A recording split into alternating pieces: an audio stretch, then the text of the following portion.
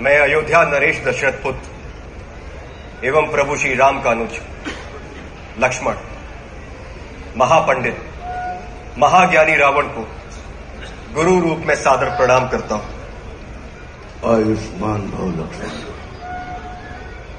कहो, अपने जीवन की इस अंतिम लीला में मैं तुम्हारे किस हित की पूर्ति कर सकता हूं?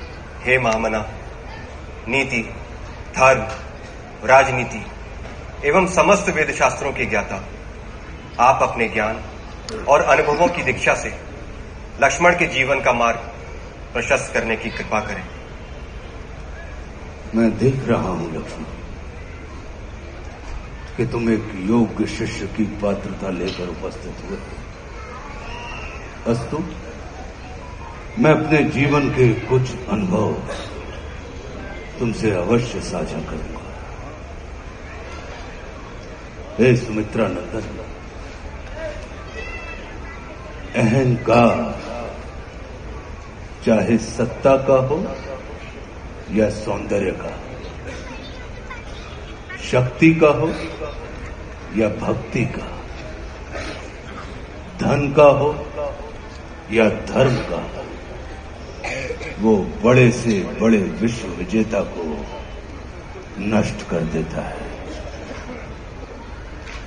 इसका प्रत्यक्ष उदाहरण ये त्रिलोक विजेता विद्या विशारद महापंडित रावण है। अहंकार में तीनों गए, कुल, गौरव और वंश। ना मानो तो देख लो इस रावण का अंत। लक्ष्मण, रावण को अपने ज्ञान का अहंकार था और तुम्हारे भाई राम को अहंकार का ज्ञान था। लक्ष्मण, जीवन में सफल होने के लिए शत्रु दृष्टि और मित्र दृष्टि का भेद आना अनिवार्य है। मित्रता भले ही अपने समतुल्य या अपने से निम्न स्तर के व्यक्ति के साथ कर लेना, किंतु शत्रुता सदैव अपने से योग्य व्यक्ति के साथ ही ठानना, क्योंकि ये जगत हमारे व्यक्तित्व का आकलन हमारे मित्रों को देखकर नहीं, हमारे शत्रुओं को देखकर लगाता है। जितना बड़ा और गरिमापूर्ण हमारा शत्रु होता है, उतने ही बड़े और गरिमापूर्ण की ख्याति को हम प्राप्त होते हैं। देखो ना, इस जगत ने जो कुछ राम से जुड़कर प्राप्त नहीं किया, उसे रावण ने राम से लड़कर प्राप्त कर लिया। लक्ष्मण,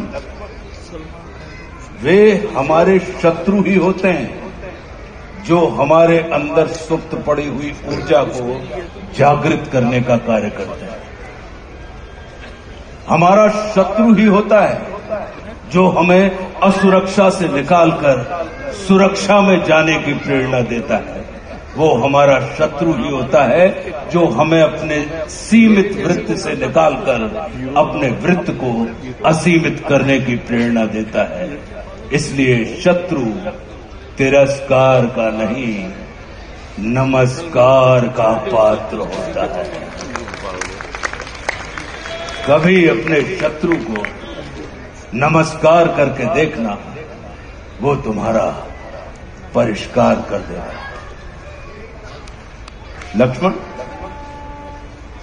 जैसे शरीर को संचालित करने वाला मस्तिष्क आकार में शरीर से बड़ा नहीं होता, गज को संचालित करने वाला अंकुश आकार में गज से बड़ा नहीं होता, वैसे ही व्यवस्था को संचालित करने वाले व्यवस्थापक को कभी भी व्यवस्था से बड़ा नहीं होना चाहिए। ये सारा नीति ज्ञान तुम्हारे भाई श्री राम तुम्हें स्वयं दे सकते थे, किंतु उन्होंने तुम्हें मेरे पास भेजा। जानते हो क्यों? लक्ष्मण, मेरी संस्कृति असुर की है, लेकिन मैं प्रकृति से एक तपस्वी हूं, साधक। और किसी भी व्यक्ति को अपने अंतिम समय में अपनी संस्कृति के अनुसार नहीं, अपनी प्रकृति के अनुकूल कर्म करने चाहिए, तब उसे मृत्यु नहीं, मुक्ति प्राप्त होती है। और राम रावण को मारना नहीं, तारना चाहते हैं। तभी तो उन्होंने मेरे अंतिम समय में मेरी प्रकृति के अनुकूल उपदेशात्मक कर्म करवाकर मेरी मुक्ति के मार्ग को प्रशस्त कर दिया। आने वाले समय में ये जगत कहेगा कि त्रिलोक विजेता, विद्या विशारद, महापंडित रावण की पराजय का एकमात्र कारण है कि उसके पास लक्ष्मण जैसा भाई नहीं था।